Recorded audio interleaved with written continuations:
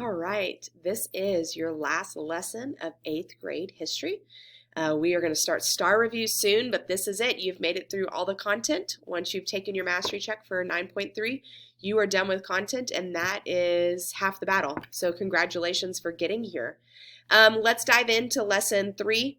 Lesson 3 is not the most heartful lesson that's we're going to learn. We're going to actually look at the setbacks of Reconstruction, either during Reconstruction or after Reconstruction ends. And so I want you to kind of think of this lesson, the catchphrase is the Southern states' response to Reconstruction efforts. So anything that Reconstructionists are trying to do, or your radical Republicans through their Reconstruction Act are trying to do, this lesson is about what Southern states are doing in response to that to stop their efforts. So by the end of this lesson, you'll be able to explain economic, political, and social problems during Reconstruction. And so that's what this lesson's about. So let's just dive right in. So in our story of history, Reconstruction ends, and it ends in 1877 with this like informal, unwritten compromise between the Democratic Party and the Republican Party.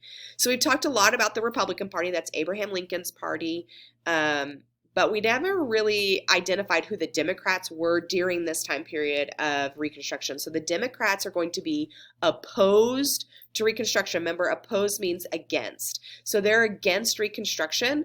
They are against Abraham Lincoln. They are against ending slavery. And so the Democratic Party is very, very much in opposition to what Reconstruction is trying to do. And then we have our Republicans who are the front runners, those creating a moving Reconstruction along.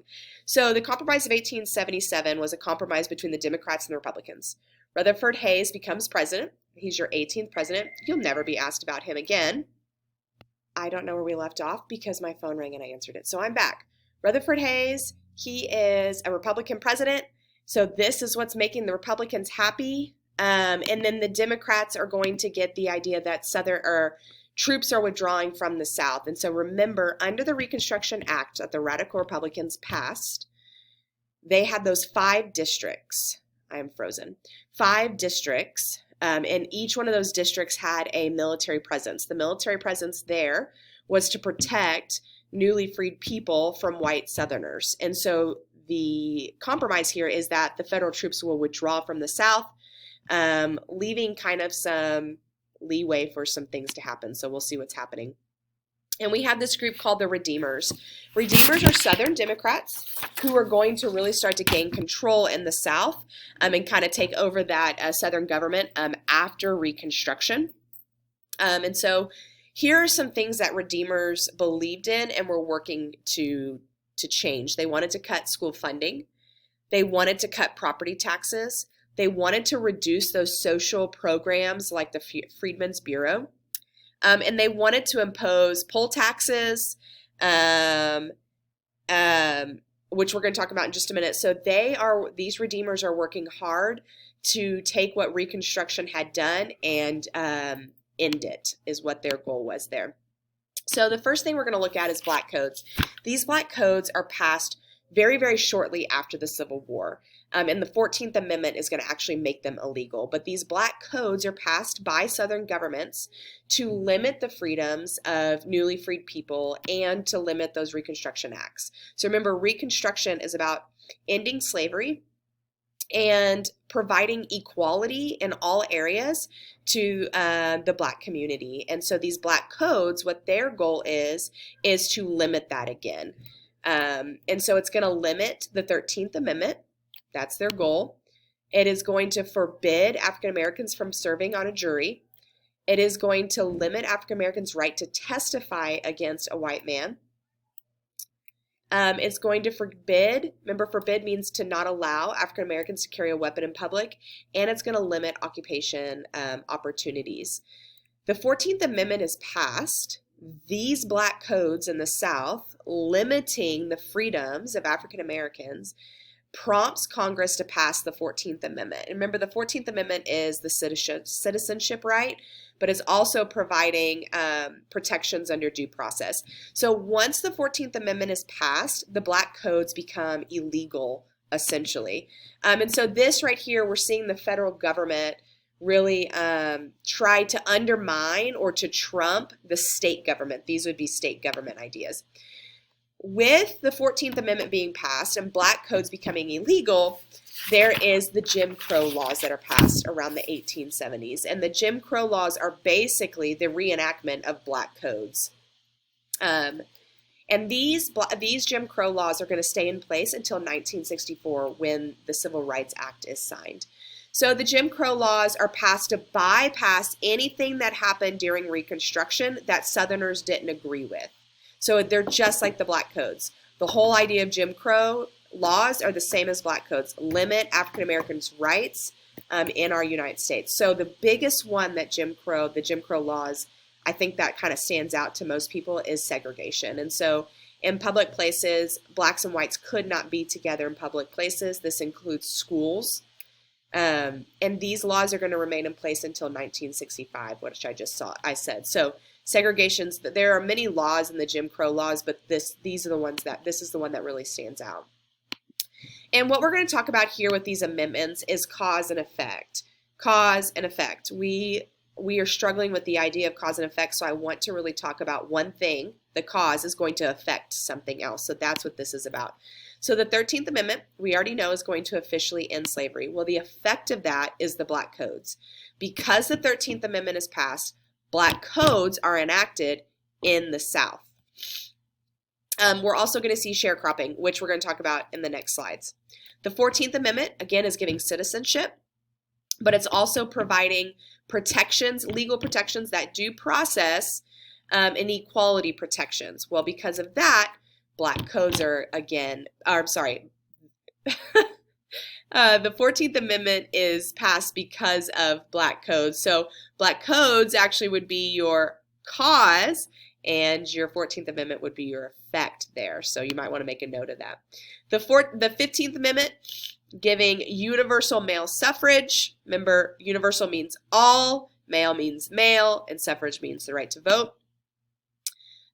We are going to see voter requirements put into place that deny African American rights to vote.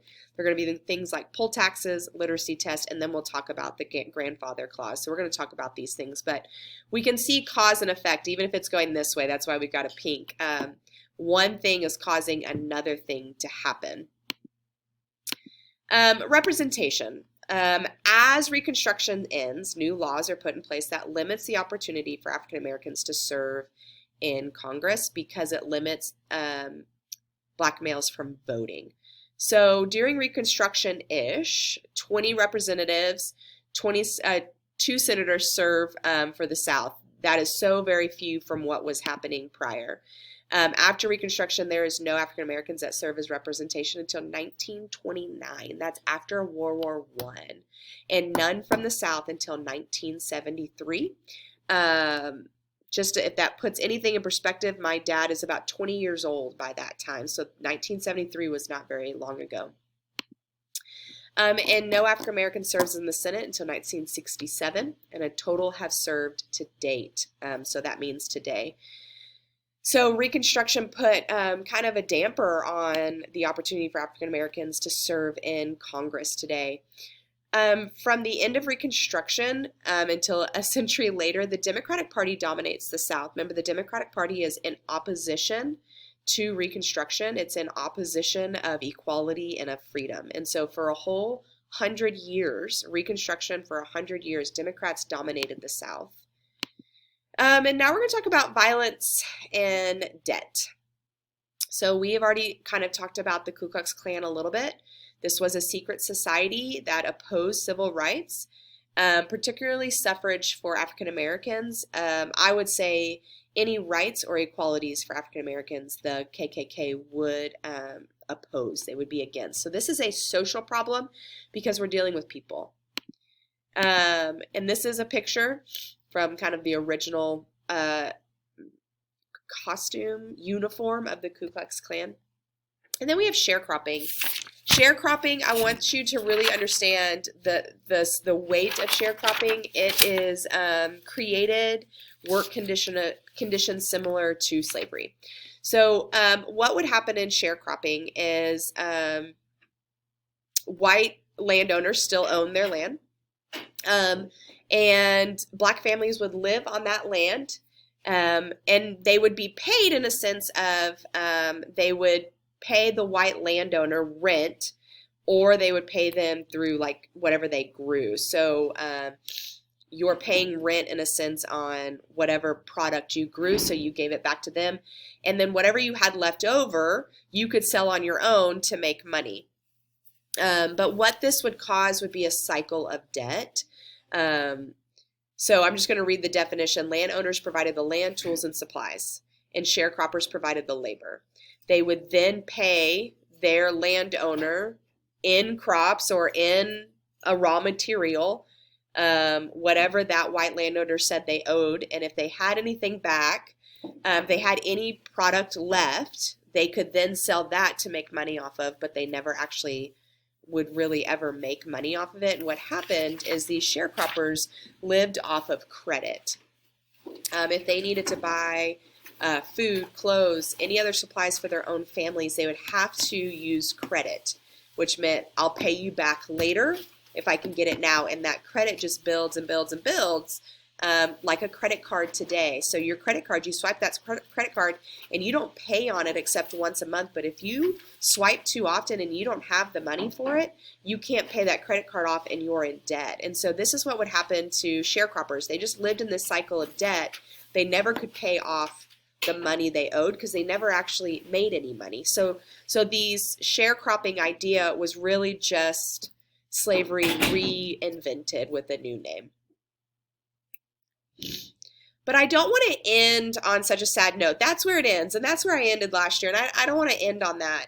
So 100 years later, we do have the Civil Rights Act signed. This is Lyndon B. Johnson.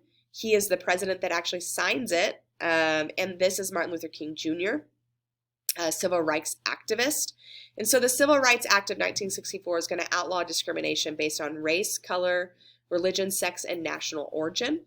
It's going to end segregation in public schools. This includes, public places. This includes school. Made employment discrimination illegal, so you can't discriminate or not hire someone based on any of these things up here. And it addresses voting rights, public accommodations, and education. And so this isn't just protecting the Black community. This is going to protect anybody of any race, color, religion, sex, or national origin. And so this is a huge right. And I just want to geek out here. This is John F. Kennedy, and this is Robert Kennedy, his brother. Oh, wow. How do I turn that off? I'm getting a FaceTime.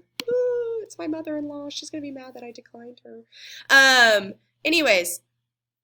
So, and I'm gone. I'm not here anymore. Oh, well, I apologize.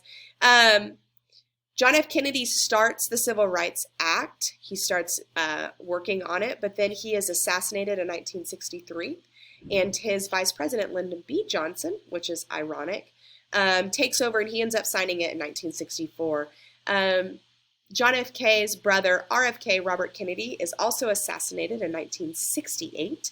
He was working very, very hard to push the Civil Rights Act further to provide more equality and more rights to minorities at the time. So I'm geeking out. These are my two favorite people. Not my two favorite people, but I really, actually, and then Martin Luther King Jr., these three right here are the people that if I'm watching a documentary, it's on these three. So ending here on just the Civil Rights Act of 1964, that progress was made.